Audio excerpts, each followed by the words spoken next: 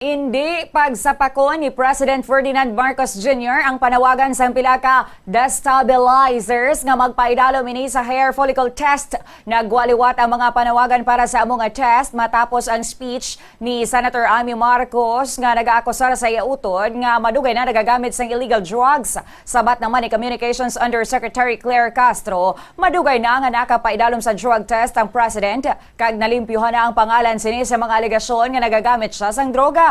Matandaan nga sa 2021 ginhangkat ang presidential candidates nga pamatudaan nga wala sila nagagamit sang illegal nga droga. Nagpresentar si Marcos ang negative drug test result nagikan sa St. Luke's Medical Center. Madamo ugaling ang nagkwestiyon sa test result ni Marcos ang among nga tion. Bangod halin sa isa ka pribado nga ospital, ang iya nga resulta hindi kaangay sa iban nga kandidato nga nagpaidalom sa test sa Philippine Drug Enforcement Agency o kun PDEA.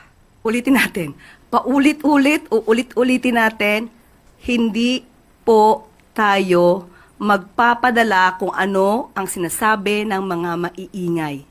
Matagal na po itong naresolba. Uulit-ulitin ko paulit-ulit.